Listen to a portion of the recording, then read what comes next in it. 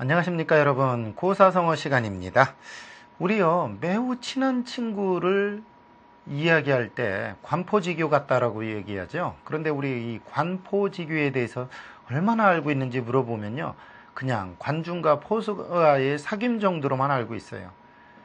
과연 그들이 어떻게 사귀었길래 이런 말이 나왔을까라는 역사적 배경은 잘 모르는 경우가 많죠.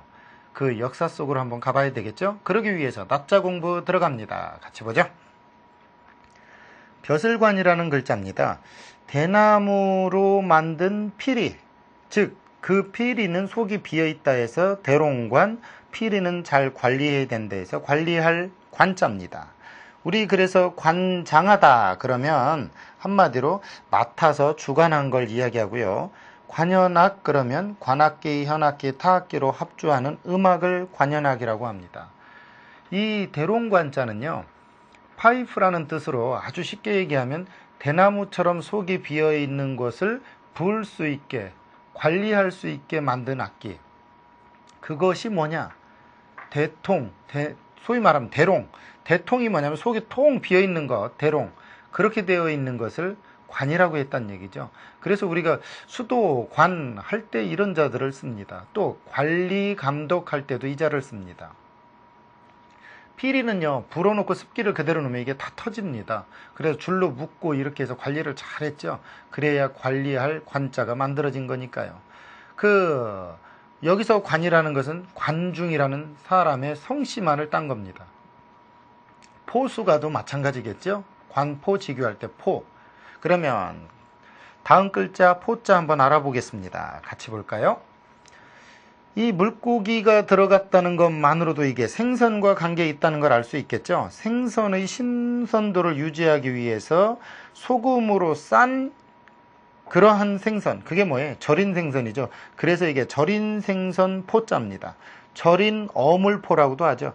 우리가 포척 그러면 한마디로 물속에 들어가서 전복을 따는 사람을 포척이라고 합니다. 이 절인 생선 포자 들어가는 글자가 의외로 많지 않습니다. 그러한 단어들이 잘 없다는 얘기죠. 중요한 거요.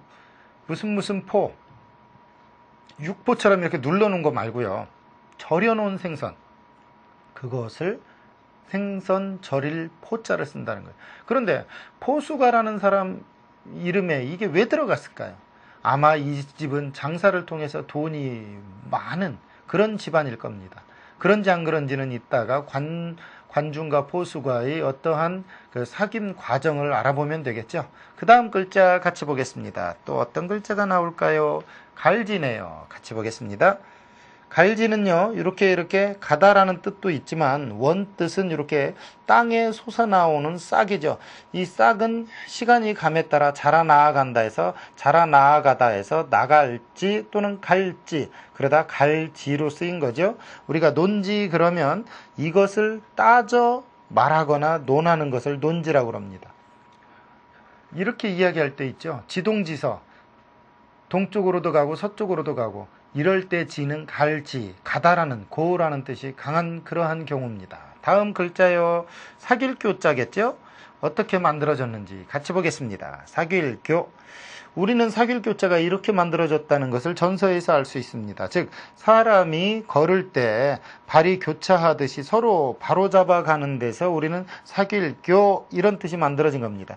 우리 어깨동무하고 나란히 걸어가는 사람은 다리 교차하는 모습, 군인들이 행진할 때 다리가 교차하는 모습을 보고 사귈교자를 만들어낸 거죠.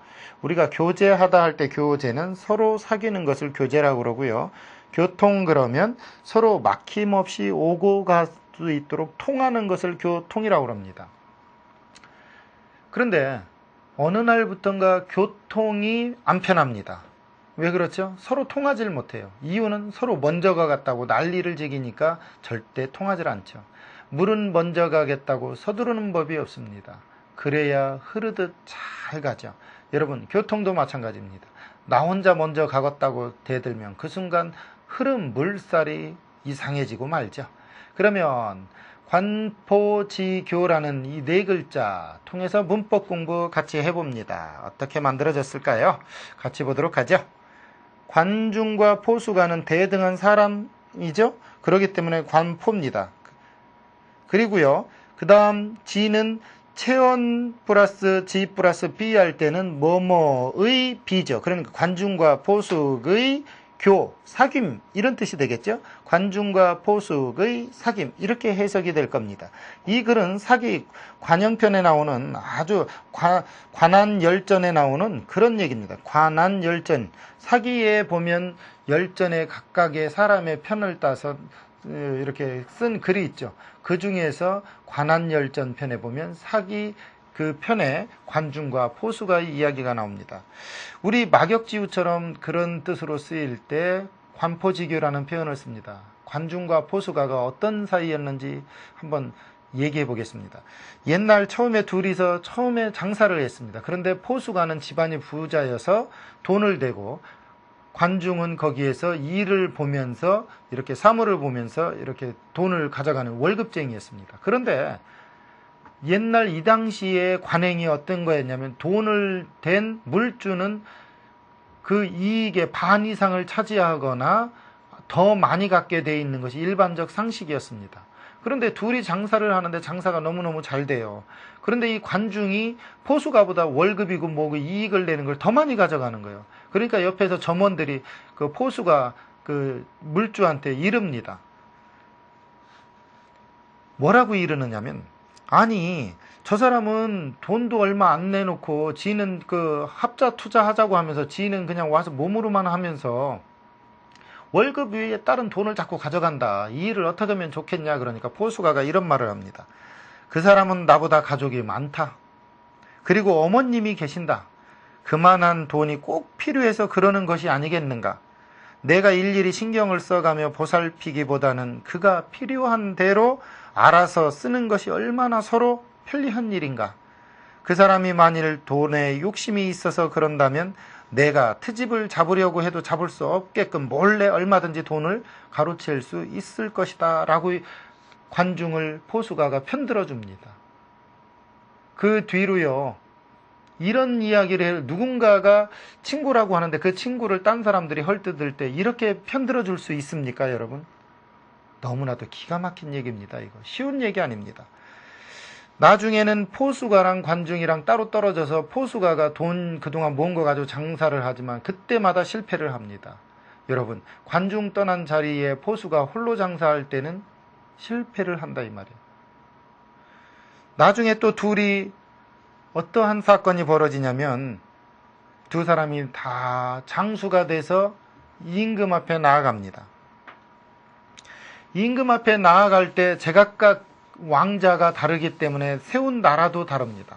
그 세운 나라들이 제각각 다른 둘이 재상이 됐을 때 한 번은 이런 일을 이야기합니다. 어떤 사람이 뭐라고 이러느냐면, 그 관중 말이야 전쟁터에 나아가기만 하면 매일 먼저 도망가고, 진다 싶으면 지가 먼저 달아나고, 전쟁에 나아가서더라도 병사들의 맨 뒤에 서는데 저 사람이 무슨 장수냐. 저런 사람들은 인간적으로 지킬 만한 사람이 못 된다. 이렇게 얘기하니까 포수가가 또 편을 들어줍니다. 그는 어머니가 계신다. 홀어머니를 모시기 위해서 저 사람이 저러는 것이지 목숨이 아까워서 저러는 것이 아니다. 여러분, 이런 친구가 진짜 친구입니다. 내가 무슨 일을 일어났을 때 나보다 더 나를 이해하는 친구. 그래서 관중이 포수가를 두고 이런 말을 합니다. 나를 낳은 이는 부모지만 나를 아는 이는 오직 포수가다. 이런 말을 했습니다. 나중에 더 많은 사건도 생기고 그랬었지만 이 둘의 역사적 배경은 이렇습니다. 여러분, 누군가가 나보다 더 나를 편들어 준다면 그 사람은 나도 그 사람을 나보다 더 편들어 주게 돼 있습니다.